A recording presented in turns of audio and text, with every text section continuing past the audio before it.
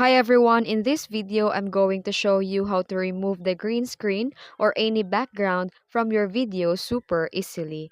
For this video, we're going to use the VEED application. First, upload your video to VEED, whether it has a green screen or just a regular background you want to remove. This works for both.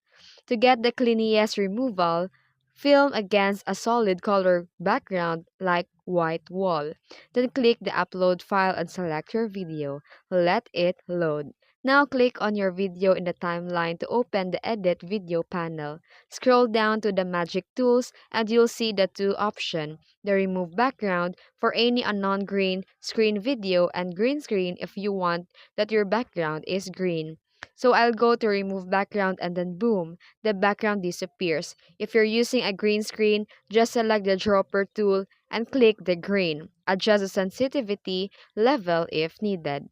And now, and then once everything that looks great and you are satisfied with your editing, it's time to save your masterpiece. Click done and choose your export settings. Hit export and then once you're finished rendering, watch it back to make sure that everything looks good. If you're happy with it, click download and choose the MP4 and that's it. You're done. And that's how you remove the background or the green screen in just a few minutes. Super easy, right? Hope this video helped out.